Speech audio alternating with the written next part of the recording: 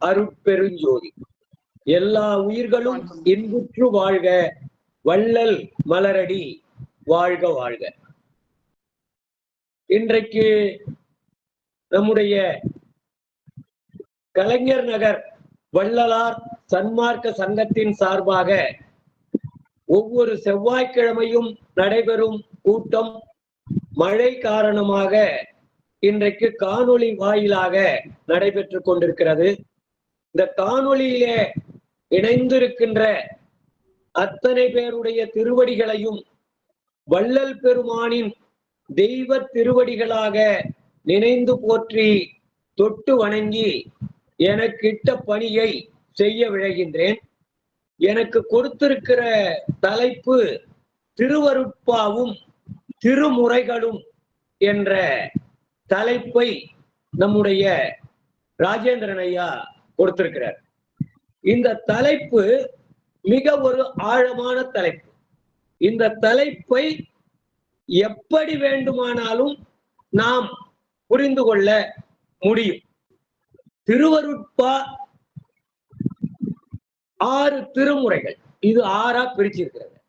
இப்ப இந்த திருவருட்பாவுல இருக்கிற செய்திகளை சொல்லணும்னா ஆண்டு கணக்குல சொல்லிக்கிறது.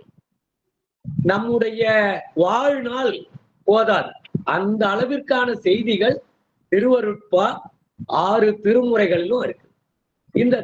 அதனால என்னுடைய இந்த தலைப்பை பார்த்த உடனே எனக்கு தோன்றிய செய்தி, எனக்கு தோன்றிய உணர்வு என்ன இருந்தது என்றால், திருவருட்பா எப்படி திருமுறைகளாக பகுக்கப்பட்டது.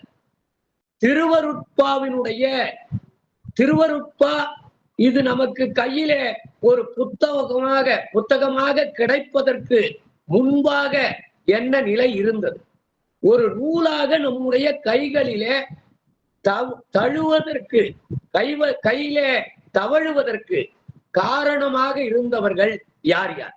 அப்ப இந்த திருவருட்பா திருமுறையினுடைய ஒரு வரலாற்றினை நாம் எல்லாம் தெரிந்து கொண்டால் சிறப்பாக இருக்கும் என்ற எண்ணம் எனக்கு தோன்றியது. நான் அந்த வகையிலே என்னுடைய தேடுதலை நான் இதிலே நிகழ்த்தினேன். அதனால் திருவருட்பா என்ற இந்த ஒரு பெரிய பெருங்கடல், அது அந்த கடல் அருட்கடல், அது சமரச வேதம். நமக்கு பொறுத்தவரை 6 திருமுறையும் சமரச வேதம். இந்த சமரச வேதம் எப்படி நம்முடைய கைக்கு வந்தது? இதற்கு வள்ளலாரிடம் நம்முடைய முன்னோர்கள் எல்லாம் எவ்வளவு பிரயத்தனப்பட்டு அவரிடம் வலியுறுத்தி இந்த நூலாக ஆக்குவதற்கு முயற்சி செய்தார்கள் என்ற வகையில இதை நாம் பார்க்க வேண்டும். நீங்க பார்த்தோம்னா திருவருட்பால 6 திருமுறை இருக்கிறது. முதல் திருமுறையில 712 பாடல்கள், 2வது திருமுறையில 1207 பாடல்கள், 3வது திருமுறையில 235 பாடல்கள், 4ஆம் திருமுறையில 238 பாடல்கள், 5ஆம் திருமுறையில் 877 பாடல்கள். ஆக மொத்தம் முதல் 5 திருமுறைகளில் 3269 பாடல்கள் நம்முடைய வள்ளல் பெருமானாரால் இயற்றப்பட்டது. இது 1823 வள்ளல் பெருமான் வருவிக்க உற்றார். அவருடைய 9வது வயதிலே இருந்து இந்த பாடல்கள் நமக்கு கிடைக்க ஆரம்பித்தன. அப்ப அவருடைய 9வது வயதிலிருந்து 5 திருமுறைக்கு வரிசைப்படுத்துகின்ற வகையில நம்முடைய முன்னோர்கள் அதை எந்தெந்த பாடல்களை எந்தெந்த திருமுறையில வைக்கலாம் என்று ஒரு முறையை கடைபிடித்து அவர்கள் எல்லாம் முன்னால் எழுதியதை பின்னால் வைத்திருப்பார்கள். அது அன்றைக்கு அவர்களுக்குள்ள ஒரு உரிமை. இப்படி வைக்கலாம், இந்த அமைப்பு முறையில வைக்கலான்ட்டு 5 திருமுறையை உருவாக்கி இருப்பார்கள். அது 3269 பாடல். ஆறாம் திருமுறையில மட்டும் 2553 பாடல்கள் இருக்கிறது. அப்போ மொத்தம் 5822 பாடல்கள். இந்த 5822 பாடல்கள் இல்லாமல் திருமுறையிலேயே சேர்க்கவில்லை, நம்முடைய முன்னோர்கள் சேர்க்கவில்லை. அது எது என்றால், திருமுறைகளில் சேர்க்காமல் தனிமைப்படுத்தப்பட்ட பல வகையான தனி பாடல்கள் என்று ஒரு பட்டியல் வைத்திருக்கிறார். அந்த பட்டியல் எது என்றால் குடும்ப கோஷம். திருவருட்பாவில் நம்முடைய 6ஆம் திருமுறையில தெய்வ நிலையம் பதிப்பிட்டிருக்கும். அதுல பின்னாடி வரும் குடும்ப கோஷம், குருட்டாட்டம், திருமுக பாசுரம், திருமுக பாடல்கள், சாற்று கவிகள் என்று இந்த தலைப்பில குடும்ப கோஷத்துல மட்டும் 116 பாடல்கள், எல்லாம் பாடல்கள் தான். குருட்டாட்டத்துல 19 பாடல்கள், திருமுக பாசுரத்துல 28 பாடல்கள். நீங்க யாராவது குறிப்பு எடுத்துக்கணும்னா எடுத்துக்குங்க. இது ரொம்ப உபயோகமான திருவருட்பா வரலாறு சம்பந்தப்பட்டது. யாராவது வாய்ப்பு இருக்கிறவங்க வீட்டிலேயே இருக்கிறதுனால நீங்க பேனா எடுத்து குறிச்சு வச்சுக்கலாம். குடும்ப கோஷம் 116 பாடல்கள், குருட்டாட்டம் 19 பாடல்கள், திருமுக பாசுரம் 28 பாடல்கள், திருமுக பாடல்கள் என்பது 7 பாடல்கள், சாற்று கவிகள் என்பது 20 சாற்று கவிகள். அது இல்லாமல் வேதநாயகம் பிள்ளை, மாயூரம் வேதநாயகம் பிள்ளை நூலுக்கு சாற்று கவி 1, தேவநாத பிள்ளை தோத்திரங்களுக்கு சாற்று கவி 1, தேவநாத பிள்ளை தோத்திரங்களுக்கு சாற்று கவி 1, முத்துசாமி முதலியார் தோத்திரங்களுக்கு சாற்று கவி 1. ஆக இது எல்லாம் சேர்த்தால் 310 பாடல்கள் வரும். இந்த 310 பாடல்களையும் சேர்த்தால் திருவருட்பா 6132 பாடல்கள் நமக்கு கிடைத்திருக்கிறது.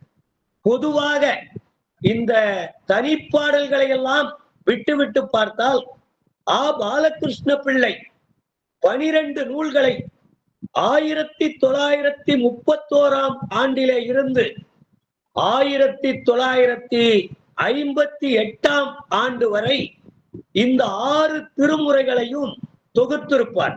இந்த முதல் திருமுறை என்பது கீர்த்தனை பகுதி, 2வது பகுதி புத்தகம் வசன பகுதி, 3வது நூல் வியாக்கியான பகுதி, 4வது நூல் உபதேச பகுதி.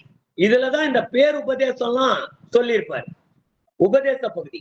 5வது நூல் திருமுக பகுதி, கடிதம், வள்ளலார் எழுதிய கடிதம், வள்ளலாருக்கு மற்ற அன்பர்கள் எழுதிய கடிதம், இது 5வது நூல். 6வது நூலாக தனி பாசுர பகுதி என்று 6வது நூலை எழுதியிருப்பார். 7வது நூலிலே இருந்துதான் முதல் திருமுறையையே அவர் ஆரம்பித்திருப்பார். இந்த முதல் திருமுறை அந்த 7வது நூல் என்பது 1956 தான் முதல்ல பதிப்பிக்கிறார். முதல் பகுதி 1931. 8வது பகுதி 2ஆம் திருமுறை, 3ஆம் திருமுறை அல்லது திருவொற்றியூர் பகுதி என்று அது 1956 8வது நூல். 9வது நூல் திருத்தணிகை பகுதி. இந்த திருத்தணிகை பகுதி என்று சொன்னாலும் 5ஆம் திருமுறை என்று சொன்னாலும் ஒன்றுதான். இந்த 5ஆம் திருமுறையை தான் திருத்தணி பகுதியாக அவர்கள் 1957ஆம் ஆண்டு உருவாக்கி இருப்பார். 1958 4ஆம் திருமுறையும் 6ஆம் திருமுறையினுடைய முன்பகுதியும் அவர் புத்தகமாக வெளியிட்டிருப்பார். அது 1958. அடுத்தது 11ஆம் புத்தகம். அதுவும் 11ஆம் புத்தகம் என்ன தலைப்பு என்றால் 6ஆம் திருமுறையினுடைய இடைப்பகுதி. போன புத்தகத்துல 10வது புத்தகத்துல 6ஆம் திருமுறையினுடைய முதல் பகுதி, 11வது பகுதி புத்தகத்துல 6ஆம் திருமுறையினுடைய இடைப்பகுதி அல்லது உத்தர ஞான சிதம்பர பகுதி. வடலூருடைய மகாத்மியத்துலதான் இதுல சொல்லியிருப்பார். அதுவும் 1900 வந்தது. 1800கள்லயும் நிறைய வந்திருக்கு. அதெல்லாம் நம்ம பார்க்க போறோம்.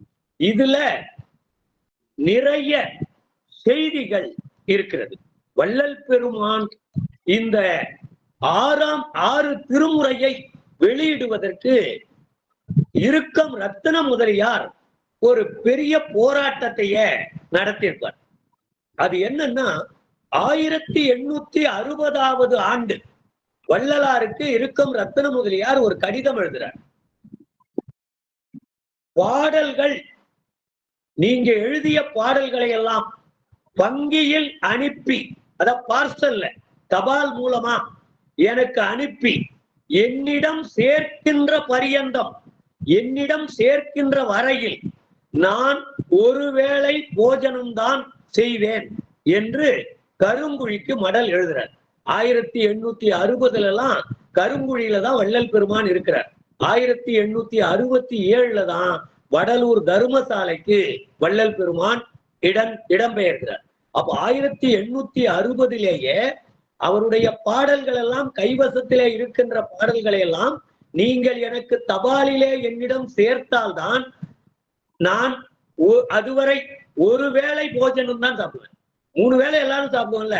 வள்ளல் பெருமான்கிட்ட இறுக்கம் ரத்தின முதலியார், நான் ஒரு வேளை தாங்க சாப்பிடுவேன், மீதி 2 வேளை சாப்பிட மாட்டேன், ஒரு வேளை சாப்பிட மாட்டேன் என்பதற்கே உடல் நடுங்கி போவார் வள்ளல் பெருமான். அப்ப எவ்வளவு ஒரு இளகிய மனம், இரக்க குணம் வள்ளலாருக்கு இருக்கிறது என்பது அந்த ஜீவகாருண்ய நிலையிலே உச்சத்திலே வள்ளல் பெருமான் இருந்ததற்கு சாட்சி இந்த கடிதம் தான். இன்னும் முழு பட்டினியா இருக்கிறோம்னா வள்ளல் பெருமான் கருங்குழியிலிருந்து புறப்பட்டு சென்னைக்கே வந்துட்டு இருப்பார். இருக்க ரத்தின முதலியாருடைய நிலைமைக்கு அவர் அப்போ உடனே அவர் எழுதுறாரு. எழுதியதை பார்த்த பின்பு அவர் வள்ளல் பெருமான் எழுதுறாரு, வங்கியில் அனுப்பி என்னிடம் சேர்க்கின்ற பரியந்தம் நான் ஒருவேளை போஜனம் தான் செய்வேன் என்று எழுதியதை பார்த்த பின்பு நான் சாப்பிடுகிற சாதம் உடம்பில் பொருந்தவில்லை என்று வள்ளலார் இருக்க ரத்தின முதலியாருக்கு கடிதம் எழுதுறார். எனக்கு நீ சொன்னதுக்கு எனக்கு சாப்பாடு உடம்புல சேரலையா அப்படின்னு அவருக்கு கடிதம் எழுதி நான் உனக்கு அனுப்பி வைக்கிறேன் அப்படின்னு.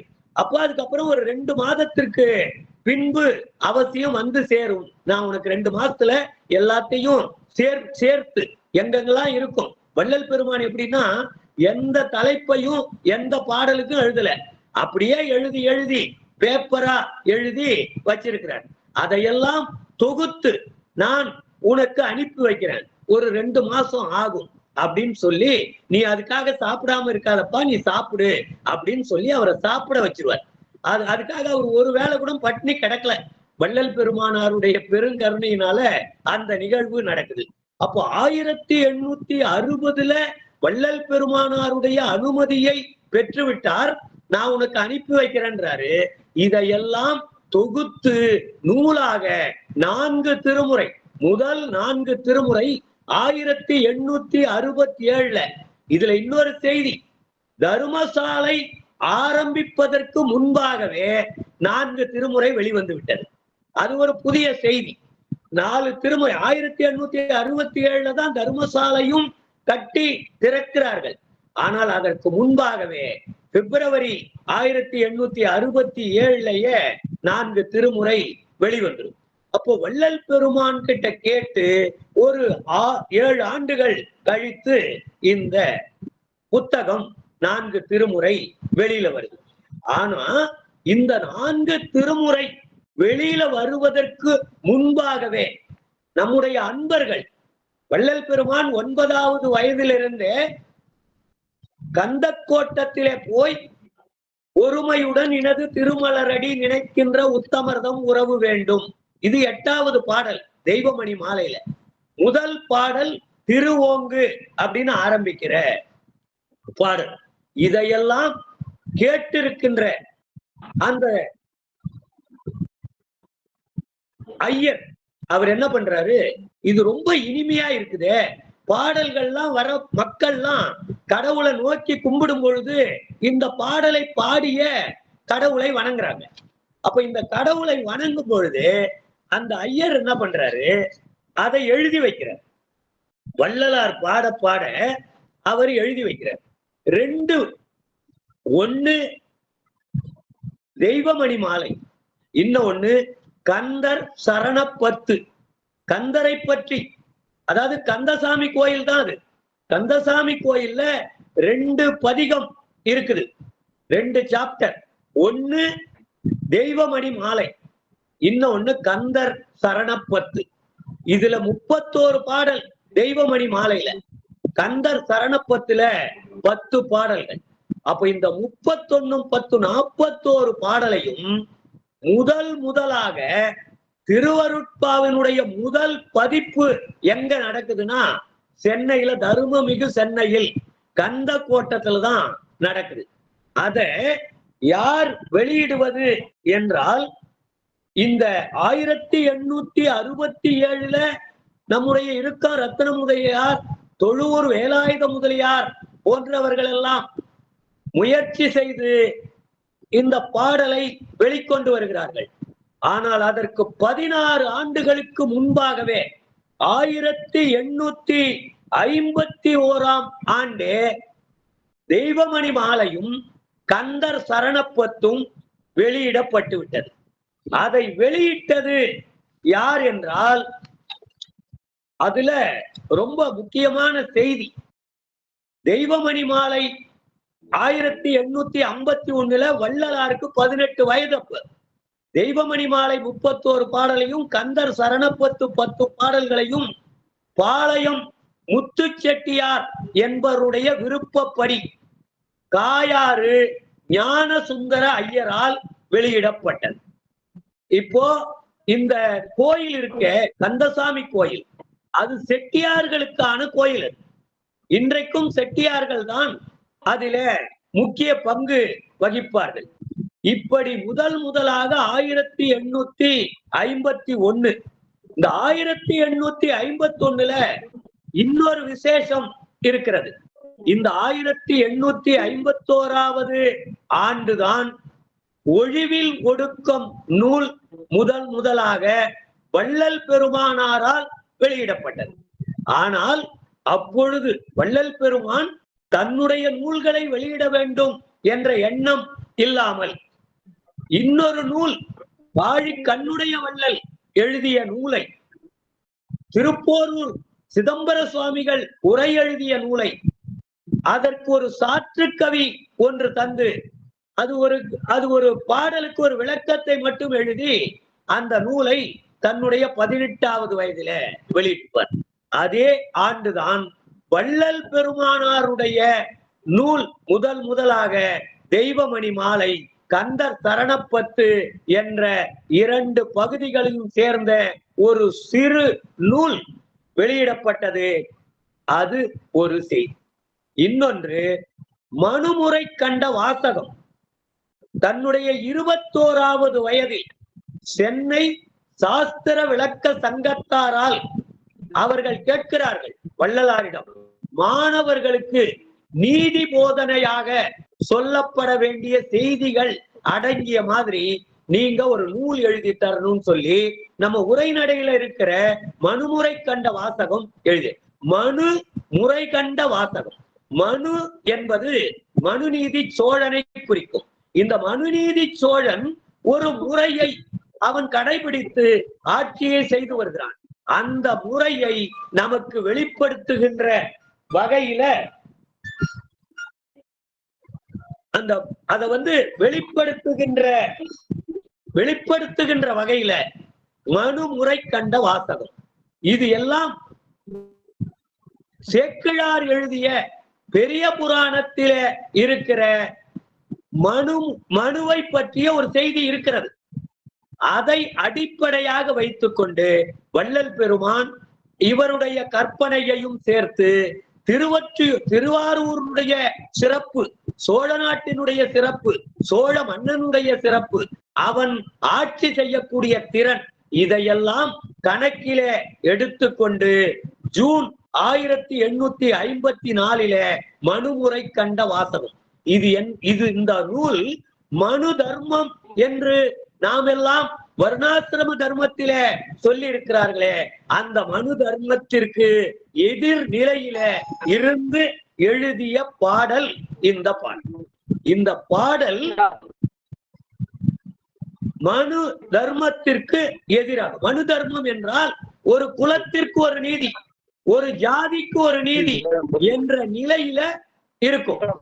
அதை மாற்றி எல்லாருக்கும் ஒரே நீதி, அது எல்லா உயிர்களுக்கும் ஒரே நீதி, எல்லா உயிர்களுக்கும் ஒரே நீதி என்பதைத்தான், ஒரு பசுவின் கன்றை இழந்த பசுவிற்கும் ஒரே நீதி, மன்னனுடைய மகனாக இருந்தாலும் இளவரசனாக இருந்தாலும் அவனுக்கும் ஒரே நீதி என்ற அடிப்படையில மனு முறை கண்ட வாசகத்தை நமக்கு எழுதிப்பார். அப்ப இது முழுக்க முழுக்க வருணாசிரமத்துக்கு எதிரான கோட்பாட்டினை வள்ளல் பெருமான் எடுத்து சொல்லிய பாடல். இது 1854 திருவருட்பாவின் ஒரு பகுதியாக இது வெளியிடப்பட்டது. அதற்கு பிறகு பிப்ரவரி 1867 ஆண்டு அட்சய வருடம் தை மாதம் முதல் 4 திருமுறைகள் முதல் பதிப்பு தொழுவூர் வேலாயுத முதலியார் அவர்களால் வெளியிடப்பட்டது. இதற்கு பொருள் உதவி செய்தவர் மயிலை சி சோமு செட்டியார் அவர்கள் தான் இதுக்கு ஒரு பொருள் உதவி செய்திருக்கிறார். அப்பொழுது இதற்கு விலை எவ்வளவு என்றால் 3 ரூபாய் என்று நிர்ணயம் செய்யப்பட்டுள்ளது. இந்த 4 திருமுறையும் சேர்த்த இந்த நூலுக்கு 3 ரூபாய் 1867 ஆண்டு. அதற்கு பிறகு ஜீவகாருண்ய ஒழுக்கம் தனியாக ஒரு நூலாக வருகிறது. அதை பூப்பே கிருஷ்ணசாமி நாயக்கர், கிருஷ்ணசாமி படையாச்சி என்று ஒரு இடத்திலே இருக்கிறது, கிருஷ்ணசாமி நாயக்கர், அது நாயக்கர் நாயகர் படையாச்சி என்றெல்லாம் இது ஒரு பொதுவான பெயர்தான் அந்த பகுதியினருக்கு. அப்போ இந்த கிருஷ்ணசாமி படையாச்சியார் தான் 1879 ஆண்டு ஜீவகாருண்ய ஒழுக்கத்தை முதல் பதிப்பு நூலாக வெளியிடுகிறார். இந்த முதல் பதிப்பு இது எல்லாம் 4 திருமுறை வெளிவந்த பிறகு இது வருகிறது. அதற்கு பிறகு 5ஆம் திருமுறை மாத்திரம் மார்ச் 1880 ஆண்டு வெளியிட்டவர் தொழுவூர் வேலாயுத முதலியார். இது 1867க்கும் 1880க்கும் இடையில் எவ்வளவு காலம் பாருங்க, ஒரு 13 ஆண்டுகள் கழித்துதான் 5ஆம் திருமுறைய வெளியில வருது. அதுதான் திருத்தணிகை பதிகம் என்றாலும் 5ஆம் திருமுறை என்றாலும் அப்படிப்பட்ட ஒரு நிலை நமக்கு, அந்த நிலையில தான் 5ஆம் திருமுறை நமக்கு வருகிறது. அதுக்கப்புறம் 1882ல 5ஆம் திருமுறையில 2ஆம் பதிப்பு வெளிவந்துட்டது. அப்பவும் 6ஆம் பதிப்பு வெளியிடல. அதற்கு பிறகுதான்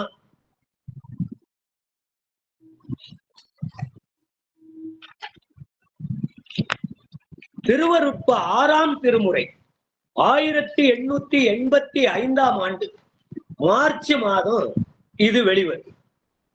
இதை யார் எழுதுறது, யார் கொண்டு வராங்கன்னா, வேலூர் பத்மநாப முதலியார், பெங்களூர் ராகவலு நாயக்கர் ஆகியோரது முயற்சியால் சோடசாவதானம் சுப்ராய செட்டியார் பார்வையிட்டு சீமா லோகநாத செட்டியார் பொருள் உதவியால் இந்த 6ஆம் திருமுறை வெளியிடப்பட்டது. இதை பொதுவா நம்ம திருவருட்பா வரலாற்றுல வேப்பாமு பதிப்பு அப்படின்னு சுருக்கமா போட்டிருப்பாங்க. அது வேலூர் பத்மநாப முதலியார் பதிப்பு என்ற பெயர்ல தான் இருக்கும். இதுல இன்னொரு வேடிக்கை என்ன என்றால், இந்த 4ஆம் திருமுறை 5ஆம் திருமுறை எல்லாவற்றிலும் ராமலிங்கசாமி பிள்ளை அவர்களால் எழுதப்பட்ட அப்படின்னு அவருடைய ஜாதி பெயரையும் சேர்த்தே போட்டிருப்பாங்க. வள்ளல் பெருமானாருடைய ராமலிங்கசாமி பிள்ளை, ராமலிங்க பிள்ளை அவர்களால் எழுதப்பட்டதுன்னு போட்டிருப்பாங்க. 4ஆம் திருமுறையிலையும் 4 திருமுறையும் அப்படிதான் போட்டிருப்பாங்க.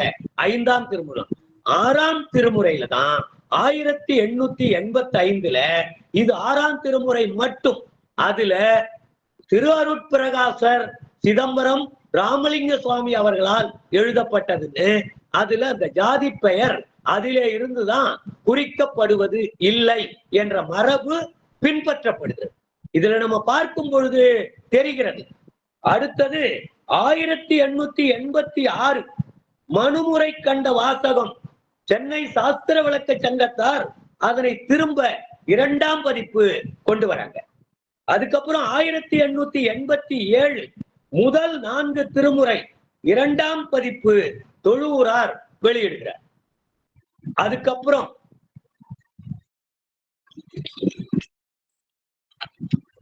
திருவருட்பா 6 திருமுறையையும் ஒன்னா சேர்த்து 1891 திருவருட்பா 6 திருமுறைகளிலும் சேராத குடும்ப கோஷம் பல்வேறு தனி பாடல்களை, இந்த குடும்ப கோஷத்தை முதல்ல வெளியிட்டவர் யாருன்னா நம்முடைய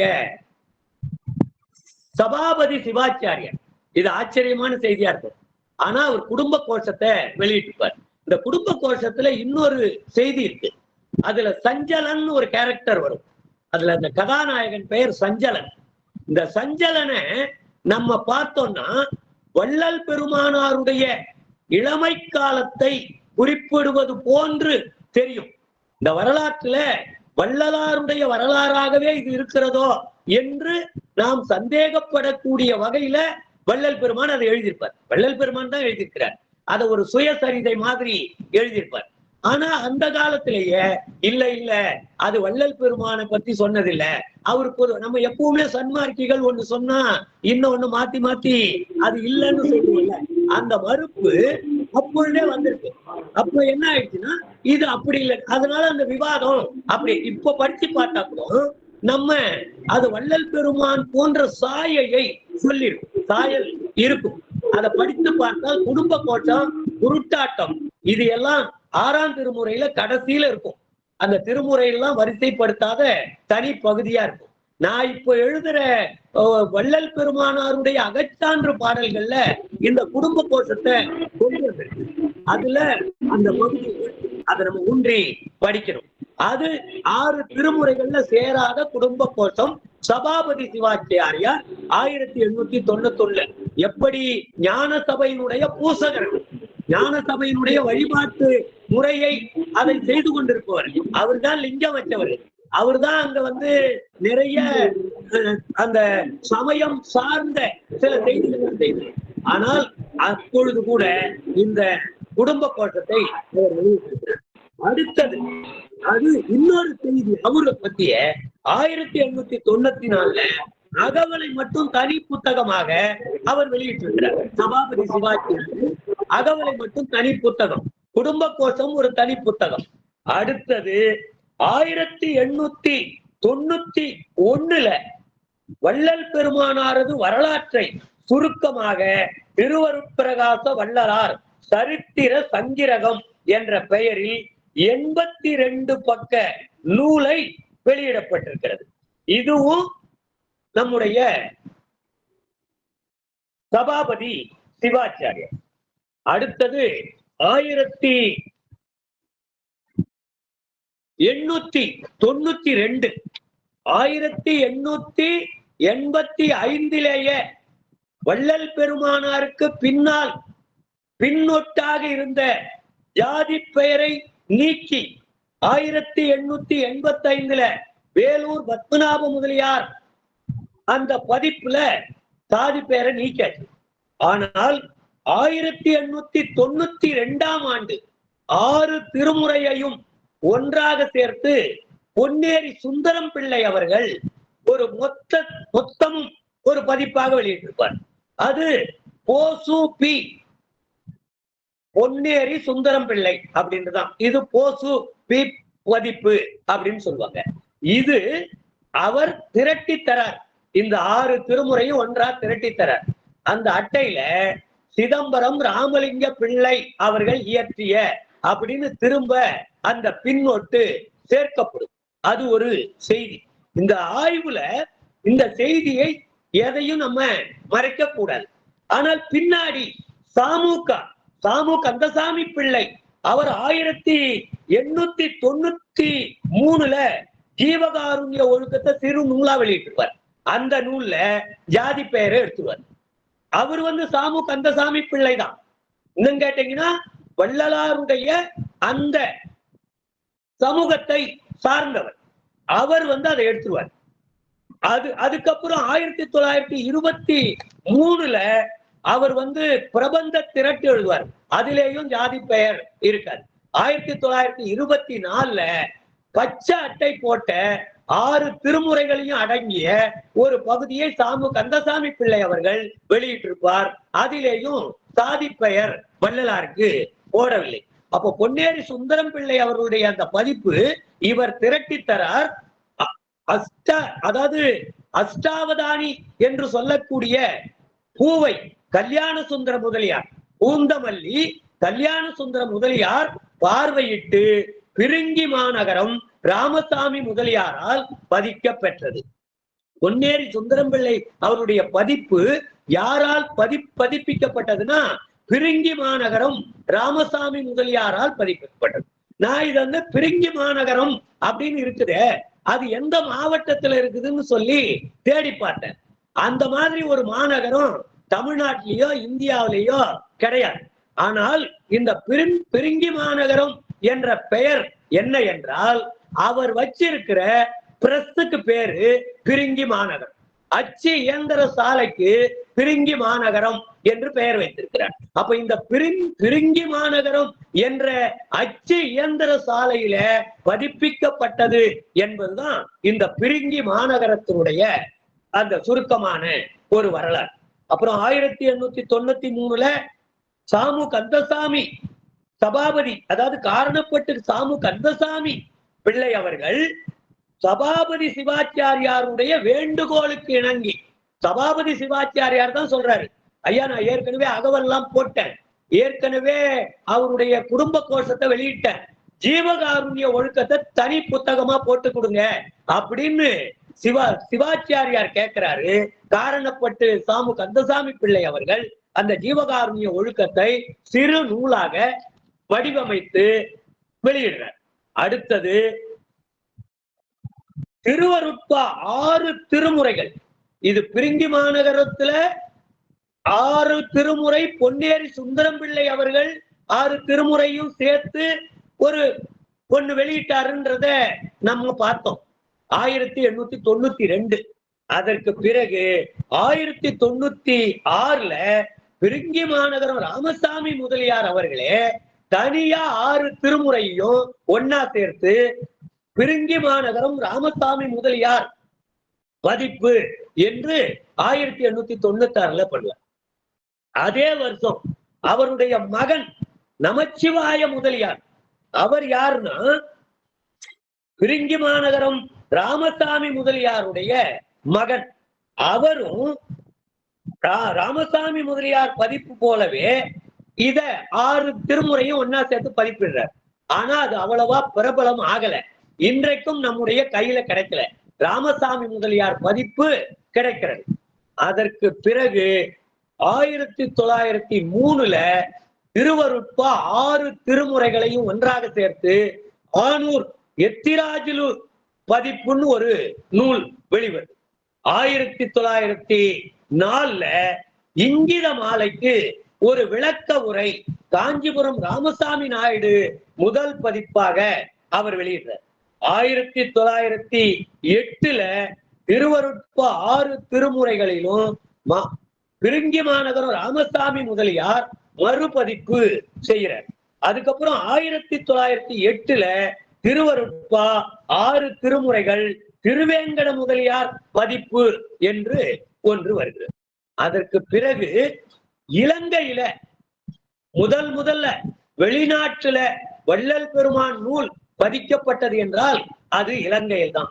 அதுல இலங்கை கோநகர் தனவசியன் அச்சு இயந்திர சாலையில வள்ளலார் எழுதிய ஜீவகாருண்ய ஒழுக்கம் இலங்கையில பதிக்கப்படும். அப்ப இந்த ஜீவகாருண்ய ஒழுக்கம் தான் உலகம் முழுக்க நிறைய இடங்கள்ல வள்ளல் பெருமானாருடைய முக்கிய கோட்பாடு ஜீவகாருண்ய ஒழுக்கம் என்பதை எல்லோரும் புரிந்து கொண்டு யார் யாருக்கெல்லாம் வாய்ப்பு இருக்கிறதோ அகவலை வெளியிடுவார்கள், ஜீவகாருண்யத்தை வெளியிடுவார்கள். இப்படி அந்த வேலையை இலங்கையில 1917 அதே போன்று ஓ ஆதிமூலம் என்பவர் திருவருட்ப 6 திருமுறைகளையும் திரட்டி 1920 ஒரு பதிப்பு கொண்டு வர, 1922 மகாதேவ மாலைக்கு மட்டும் தெளிவுரை அரண்வாயில் வெங்கடசுப்பு பிள்ளை என்பவர் ஒரு விருத்தி உரையை எழுதுறார். இது திருவள்ளூர் போற வழியில இருக்குது அரண்வாயில். அந்த அரண்வாயை சேர்ந்தவர் தான் வேங்கடசுப்பு பிள்ளை. அவர் மகாதேவ மாலைக்கு விருத்தி உரை எழுதியிருக்கிறார். அதுக்கப்புறம் 1923 சாமுக்கா, இந்த சாமுக்கா அவர்கள் பிரபந்த திரட்டு என்ற ஒரு நூலை வெளியிட்டார். அது வள்ளல் பெருமானாருடைய சரித்திர குறிப்புகள், வள்ளல் பெருமானாருடைய புகழை சொல்லுவதுதான் சாமு கந்தசாமி பிள்ளை அவர்கள் இந்த 1923 பிரபந்த திரட்டுன்னு ஒரு பெரிய நூல் வெளியிடுவார். இந்த பிரபந்தங்களை தான் கிராமம் கிராமமாக சென்று வள்ளல் பெருமானாருடைய பாடல்களையும் இவர் எழுதிய பாடல்களையும் இசையோடு பாடி மக்களுக்கு சுத்த சன்மார்க்கத்தை அவர் பரப்பியிருப்பார். அவரேதான் 1924 6 திருமுறைகள், வசன பாகங்களுடைய பல பகுதிகள், இதையெல்லாம் சேர்த்து சாமு கந்தசாமி பிள்ளை அவர்கள் 1924 புத்தகமாக வெளியிடுறார். இது புதுக்கோட்டை, ராமச்சந்திரபுரம், தீனா முத்தையா செட்டியார், FRSA லண்டன், வெளிநாட்டுல போய் படித்து விட்டு வந்தவர் தீனா முத்தையா செட்டியார். அவருடைய பொருள் உதவியால் இந்த புத்தகம் பச்சை அட்டையில போட்டு, பெரிய புத்தகம் 1500 பக்கத்துக்கு மேல இருக்கும், அந்த புத்தகத்தை அச்சிட்டு அனைவருக்கும் இலவசமாக கொடுத்திருக்கிறார்கள் என்ற ஒரு செய்தி இதுல இருக்கு. அப்போ அதுக்கப்புறம் இது 1924 தான் உயிர் விடுவதற்கு கொஞ்ச மாதத்திற்கு முன்பாகத்தான் இந்த நூல் வெளிவருகிறது, 6 திருமுறையும். அப்ப அது வரைக்கும் உயிரை கையில புடிச்சுக்கின்னு சாமு கந்தசாமி பிள்ளை அவர்கள் வள்ளல் பெருமானாருடைய இந்த பணியை நாம் செய்துவிட வேண்டும், இந்த 6 திருமுறையையும் ஒன்றாக ஆக்கிவிட வேண்டும் என்ற அந்த வைராக்கியத்தோடு இருந்து இதை வெளியிட்ட பிறகுதான் 2 மாதங்கள் கழித்து அவர் உயிர் அடக்கம் ஆனார் என்ற செய்தியும் நமக்கு இந்த குறிப்புகள்ல கிடைக்குது. அடுத்தது பாத்தீங்கன்னா 1925 திருவருட்ப 6 திருமுறைகளையும் கூடலிங்கம் பிள்ளை என்பவர் அதே மாதிரி வள்ளல் பெருமானாரும் தன்னுடைய கையெழுத்தை சிதம்பரம் ராமலிங்கம் என்றுதான் போடுவார் என்பதை நம்ம அந்த கையெழுத்துல பார்த்திருக்கோம். அப்போ இது 1931 1958 வரை சன்மார்க்க சங்க பதிப்பாக ஒரு நூலை எழுதித்தார். அது 24/5/1936 முதல் திருமுறைக்கு விளக்கம். அது இப்பெல்லாம் கிடைக்க மாட்டேங்குது. அடுத்தது 1/10/1932 சென்னை சன்மார்க்க சங்கம் என்ற பெயர்ல ஒரு சங்கம் இருந்திருக்கு. அது சமரச சன்மார்க்க சங்க வெளியீடாக 36 சாமி பிள்ளை தெரு, சூளை, சென்னை, அருட்பெருஞ்சோதி அச்சகம்னு அதுக்கு பேர், சூளையில இருந்திருக்கு. அவங்க 6 திருமுறையையும் 5 திருவருட்ப 5 தனியாகவும் 6வது திருமுறை தனியாகவும் இத 2 புத்தகமா அவங்க 1932 வெளியிடுறாங்க. 6ஆம் திருமுறையை 32 வெளியிடுறாங்க. 42 5 திருமுறைகளை ஒரு புத்தகமாகவும் 6ஆம் திருமுறையை ஒரு புத்தகமாகவும் 2ஆம் பதிப்பாக 1942 ராஜமாணிக்கம் என்பவரால் இது வெளியிடப்படுகிறது, சூளையில அருட்பெருஞ்சோதி அச்சகத்தின் சார்பாக. அதற்கு பிறகு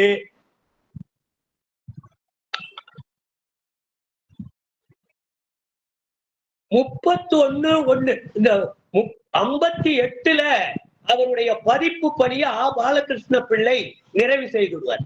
அவருடைய வாழ்நாள்ல சம்பாதித்த பணத்தை எல்லாம் இந்த பதிப்புக்கே அவர் அந்த சம்பாதித்ததெல்லாம் செலவு பண்ணியிருப்பார்.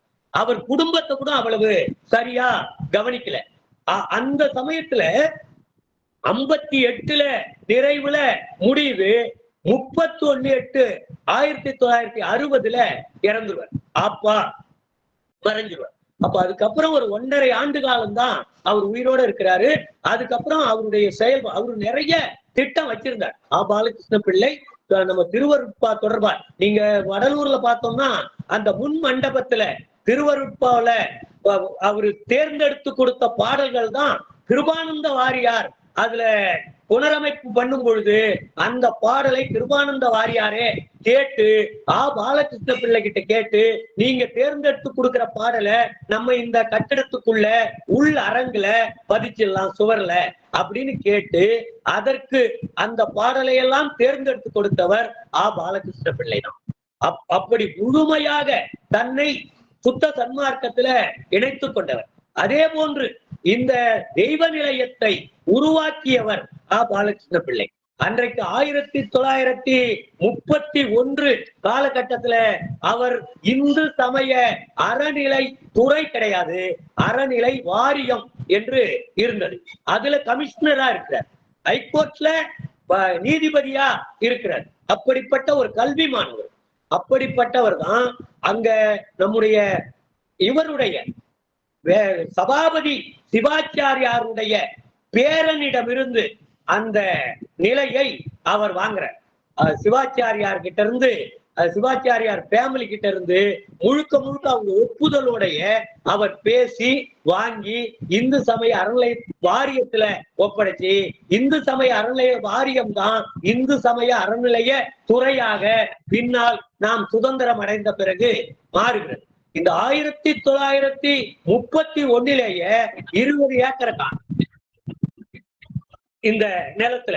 அந்த சூழ்நிலையில தான் பாலகிருஷ்ண பிள்ளை இது அரசாங்கத்தினுடைய கட்டுப்பாட்டில் அல்லது அரசாங்கத்தினுடைய ஆதரவாக இருக்கிற கட்டுப்பாட்டுல இருந்தாதான் இது அவர்கள் கைக்கு போகாமல் இருக்கும் என்று அதை செய்யறார்.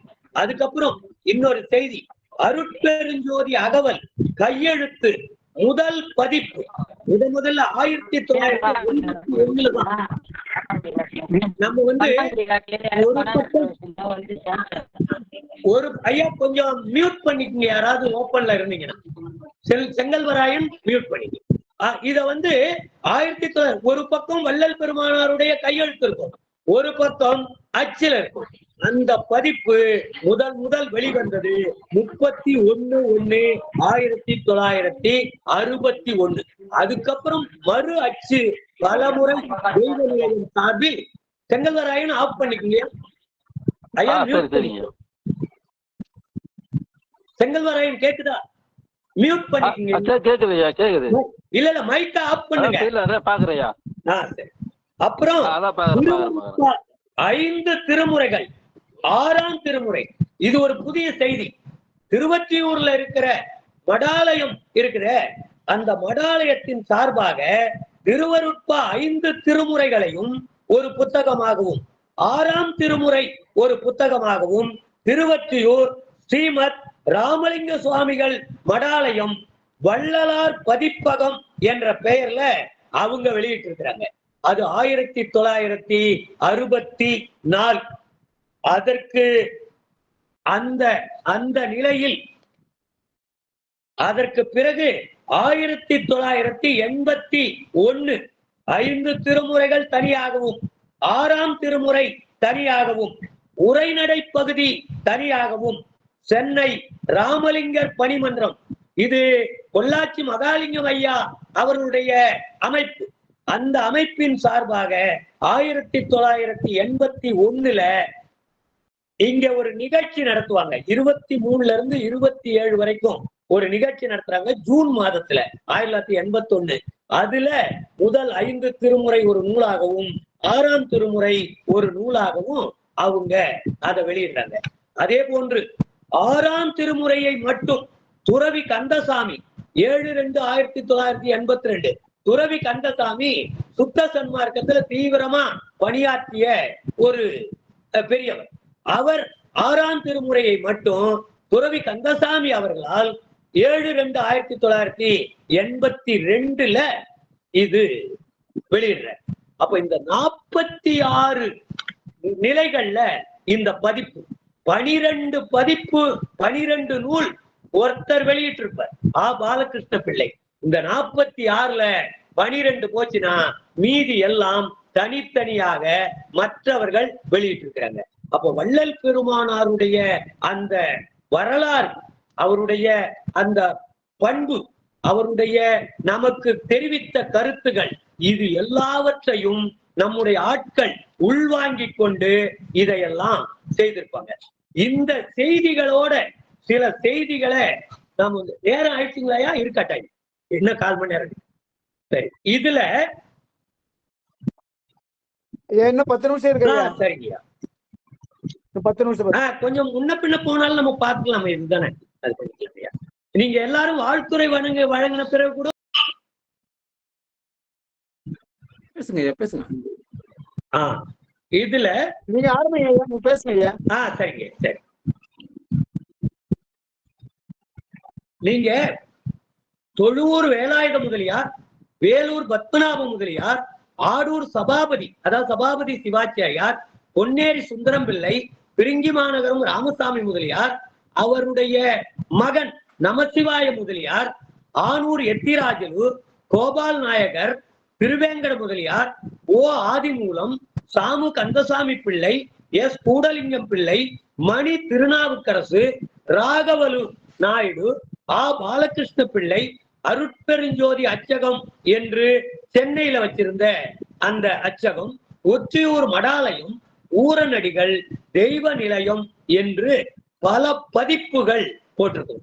இதுல 6 திருமுறையையும் ஒன்னா சேர்த்து போட்டது மிக அதிகம். 6ஆம் திருமுறை மட்டும் இத கொஞ்சம் பேரு போட்டிருப்பாங்க. இது மாதிரி நிறைய செய்திகள் இதுல இருக்கு. இதுல இன்னும் கொஞ்சம் நம்ம தெரிஞ்சுக்க வேண்டிய செய்தி என்னன்னா, 1969ஆம் ஆண்டு தமிழ்நாட்டில் திமுக அமைச்சரவையில் அறநிலைத்துறை அமைச்சராக இருந்த சீபா ஆதித்தனார் வள்ளல் பெருமானின் தலையாய கொள்கை உயிர் பலி கூடாது என்பது, அந்த உயிர் கொலை கூடாது என்பதற்காக ஒரு சட்டத்தை அன்றைக்கு 1969ஆம் ஆண்டு நிறைவேற்றி இருக்கிறார்கள் என்ற செய்தி. இது பின்னால் இந்த உயிர்கொலை செய்யக்கூடாது என்ற சட்டத்தை ஜெயலலிதா அவர்கள் ஒரு சட்டம் போடுவாங்க. இந்த சட்டம் மட்டும் இருந்திருந்ததுன்னா இன்றைக்கு உயிர்கொலை கூடாது என்ற நிலையில இந்த சட்டமே போதும்.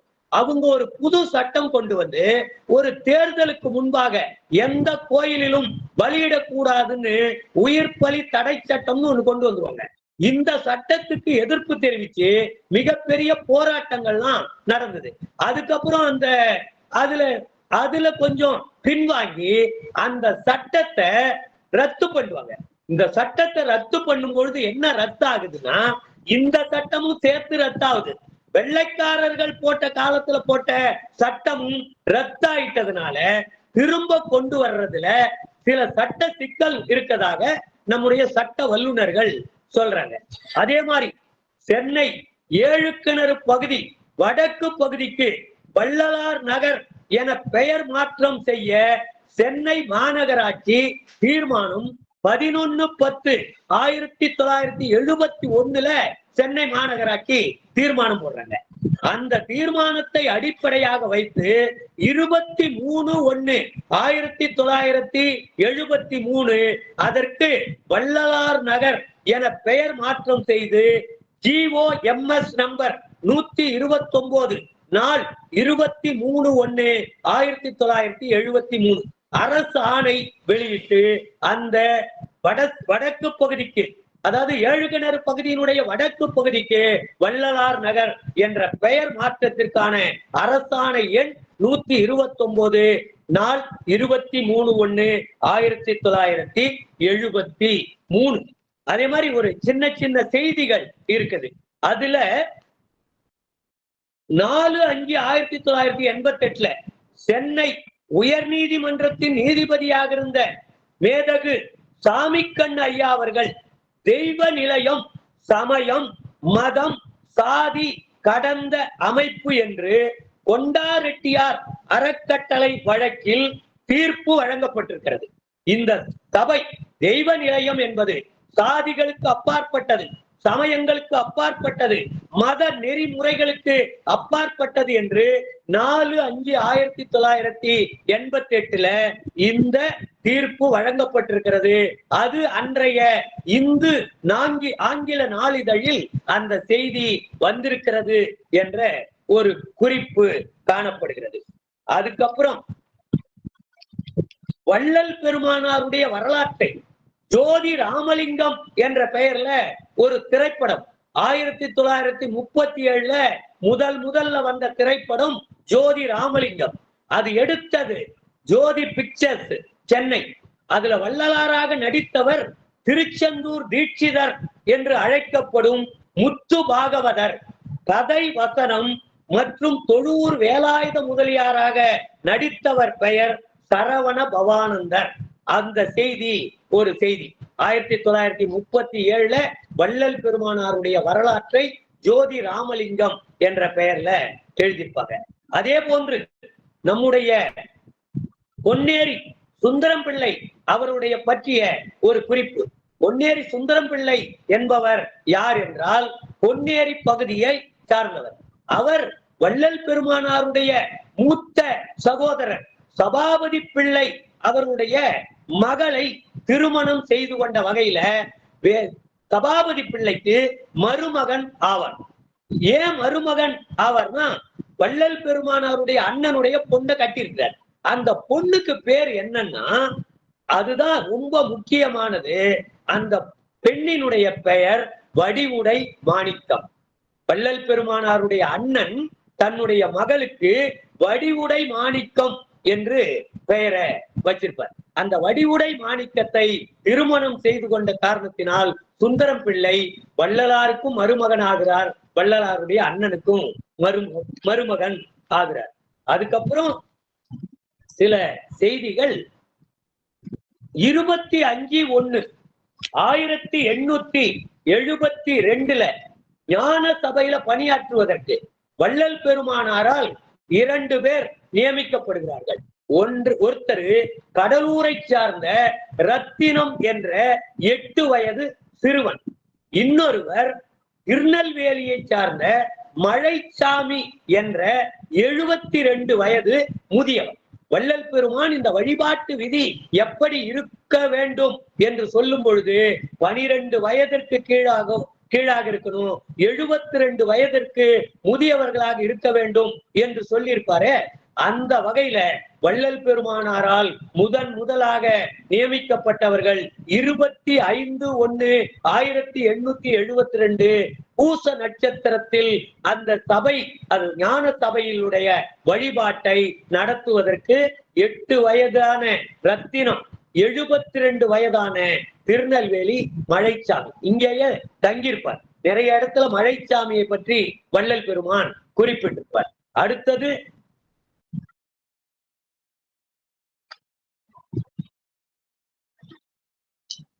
இதுல இதெல்லாம் வருது பாருங்க. நிர்வாகம் சம்பந்தமா சன்மார்க்க அன்பர்கள் 6 பேர் கூடி ஏற்பாடு செய்து கொண்டு பூட்டி கிடந்த ஞான சபையை திறந்து வழிபாட்டினை மீண்டும் தொடங்கினார்கள். அந்த தொடங்கின தேதி எது என்றால் 12/4/1878. 1874 30/1/1874 வள்ளல் பெருமான் சித்தி பெற்ற பிறகு 4 ஆண்டுகள் கழித்து தான் வெகுதானிய வருடம் சித்திர மாதம் 1ஆம் தேதி வெள்ளிக்கிழமை சன்மார்க்க அன்பர்கள் 6 பேர் கூடிதான் முதல் அந்த ஏன்னா வள்ளல் பெருமான் இந்த நடைமுறை சரியில்லை, நீங்க வழிபடுற முறை, கூட்டிட்டு சாவியை வாங்கி வச்சுப்பார். அதனால வள்ளல் பெருமான் சித்தி அடைந்த பிறகு 4 ஆண்டுகள் கழித்து அதை பற்றி வள்ளலாரிடம் மானசீகமாக அனுமதியை பெற்று இவர்கள் அதை கொன்றாங்க. அதுக்கப்புறம் 19/1/1878 திறந்துருவாங்க. ஆனா தைப்பூசம் ஜோதி தரிசனம் 1881 இருந்துதான் தைப்பூச தரிசனம் இந்த தேதி முதல் இப்பொழுது நடக்கிறத தொடர்ந்து நடத்தி கொண்டு வருகிறார்கள். அதே போன்று வள்ளலாரின் ஏஜென்டாக ஒரு 4 பேரை நியமிக்கிறாங்க. அது 1880. அதுக்குள்ள இது யார் நிர்வகிக்கிறது என்ற தகராறு வந்து ஆறுமுக முதலியார். இந்த ஆறுமுக முதலியார் யார் என்று கேட்டால், வள்ளல் பெருமான் அவர் காலத்தில் ஞான சபையை கட்டுறாரு. அந்த ஞான சபையை கட்டுன கான்ட்ராக்டர் வேலூர் ஆறுமுக முதலியார்னு பேரு.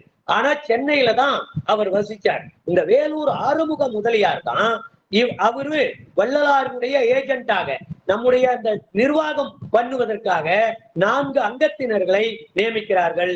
அதுல 1 ஆறுமுக முதலியார், வள்ளல் பெருமானாரோடு நெருங்கிய தொடர்பு உள்ளவர். அதுக்கு அடுத்தது வக்கீல் வெங்கடேஷ் ஐயர், இன்னொன்னு சபாபதி குருக்கள், அந்த சபாபதி சிவாச்சாரியார் தான் ஒண்ணு, இன்னொன்னு சு நைனா ரெட்டியார் என்பவர் அந்த இன்னொருத்தர். 4 பேரும் சேர்ந்துதான் 1880 இந்த வள்ளலாருடைய ஏஜென்டாக நியமித்து 1881 இருந்து தைப்பூசத்தை.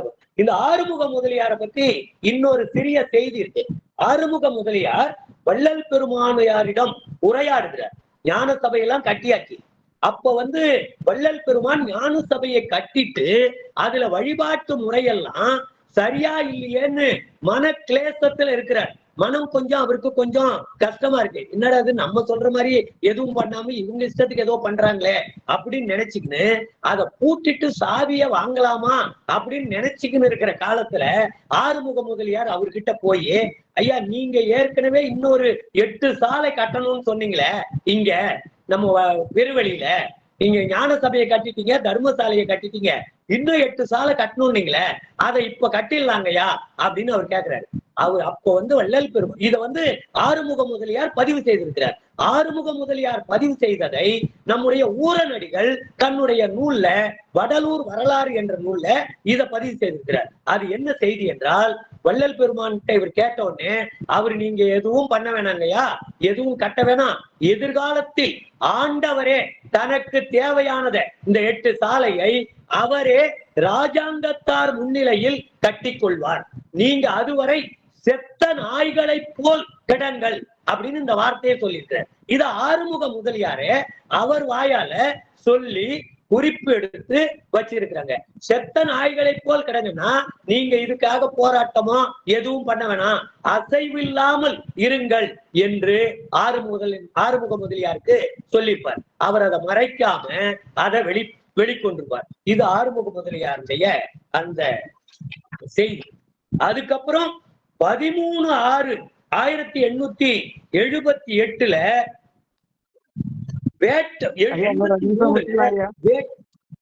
வேட்டவளம் ஜமீன்தார் பெயருக்கு பட்டாவை மாத்தி கொடுக்குறாங்க. ஏன்னா அந்த நிர்வாக வசதிக்காக ஆங்கிலேயர் காலத்திலேயே அந்த பட்டா மாற்றம் நடந்து விடுகிறது. அதுக்கப்புறம் அந்த பட்டாவும் எல்லாம் சேர்த்துதான் நமக்கு தெய்வ நிலையத்துக்கு பின்னாடி வந்துருது. இன்னொன்னு 6/2/1884 சித்தி வளாகத்திலிருந்து சபாபதி சிவாச்சாரியார் சித்தி வளாகத்தை திறந்து அதுல 2 பெட்டி இருக்கு, அந்த 2 பெட்டியை எடுத்துன்னு வர அதை திறக்க பாக்குறாங்க, திறக்க முடியல. அதனால சிற்சபையிலையும் பொற்சபையிலையும் இந்த பெட்டியை பிரதிஷ்டை செய்கிறார். அது யார் பிரதிஷ்டை செய்வது என்றால் ஆடூர் சபாபதி சிவாச்சாரியார். அது 6/2/1884 அத வந்து பிரதிஷ்டை செய்கிறார். இப்போ அந்த பெட்டி இருக்கிறதுக்கு காரணமே 84 மேட்டுக்குப்பத்திலிருந்து எடுத்துக்கொண்டு வந்தது என்ற செய்தி. இப்படி இந்த செய்திகளை எல்லாம் வள்ளல் பெருமான் மூலமாக நமக்கு கிடைத்திருக்கிறது. இது அதே போன்று சத்திய ஞான சபையினுடைய பெயரை சிவாச்சாரியார் 6/8/1892 மாத்துறார். இதுதான் அவங்களுடைய தேவையற்ற சில்லுண்டித்தனம்னு சொல்றோம்ல, அது மாதிரி சத்திய ஞான சபைன்னு வள்ளலார் பெயர் வச்சிருக்கிறாரு. இவர் அதுக்கு ஆடூர் சபாபதி என்ன பண்றாரு, சத்திய ஞான சபையின் பெயரை ஞானானந்த வள்ளி சமேத ஆனந்த நடராஜ பெருமான் தேவஸ்தானம் அப்படின்னு அதுக்கு பேர் வைக்கிறார். ஞானானந்த வள்ளி சமேத ஆனந்த நடராஜ பெருமான் தேவஸ்தானம். இதை சைவ கோயிலாக மாற்றுவதற்கு, நடராஜர் கோயிலாக மாற்றுவதற்கு 6/8/1892 நந்தன வருடம் ஆடி மாதம் 24ஆம் தேதி சனிக்கிழமை இந்த பேரை மாற்றார். அப்போ கடும் எதிர்ப்பு, சன்மார்க்கிகள் மத்தியில கடும் எதிர்ப்பு அவருக்கு எதிராக எழுகிறது. அதனால் அந்த நிலையை அவர் மாற்றிக்கொண்டார். இல்லைன்னா போர்டு வச்சிட்டு இருப்பாங்க, ஞானானந்தவல்லி சமேத ஆனந்த நடராஜ பெருமான் மூலஸ்தானத்துக்குள்ள யாரும் போக கூடாது, வெளியிலேயே நீங்க அர்ச்சனை பண்ணணும், தட்டுலதான் காசு போடணும், உண்டியல்ல போடக்கூடாது, இந்த வழிமுறைகளை எல்லாம் இவர்கள் உருவாக்கிறார். அந்த முயற்சி 1892 நடந்த முயற்சி இன்றைக்கும் தொய்வில்லாமல் ஒரு சாரார் அந்த முயற்சியை விடாமல் பின்பற்றி கொண்டே இருக்கிறார்கள். நாமும் சன்மார்க்கிகளும் விடாமல் நம்முடைய எதிர்ப்பை தெரிவித்துக் கொண்டே இருக்கிறோம். அதனால்தான் நானே சன்மார்க்கம் நடத்துகிறேன் என்று வள்ளல் பெருமான் நடத்தி கொண்டிருக்கின்ற காரணத்தினால் யார் ஒருவராலும் சுத்த சன்மார்க்கத்தை மாற்றி இதற்கு ஒரு காவியையோ அல்லது சனாதன முலாமையோ பூச முடியாது. இது சமரச சுத்த சன்மார்க்கம். இது எத்துணையும் வேதமுறாது, எவ்வுயிரும் தம்முயிர் போல் எண்ணி உள்ளே ஒத்து உரிமை உடையவராய் உவக்கின்றார் யாவர் அவர் உளம்தான் சுத்த சித்திருவாய் எம்பெருமான் நடம் புரியும் இடம் என நான் அறிந்தேன். அந்த உத்தமர்தம் அடிக்கு ஏவல் செய்திட என் சிந்தை மிக விளைந்ததாலோ என்று வள்ளல் பெருமான் நமக்கு ஆணித்தரமான செய்தியை சொல்லிவிட்ட காரணத்தினால் இதை மாற்றுவதற்கு இனி பிறந்தவர்களாலும் யாராலும் முடியாது, இனி பிறந்து வரப்போகிறவர்களாலும் முடியாது. இந்த சுத்த சன்மார்க்கம் உலகமெல்லாம் பரவுவதை தடுப்பதற்கு யாரும் கிடையாது என்று சொல்லி என்னுடைய உரையை நிறைவு செய்கிறேன். நன்றி, வணக்கம்.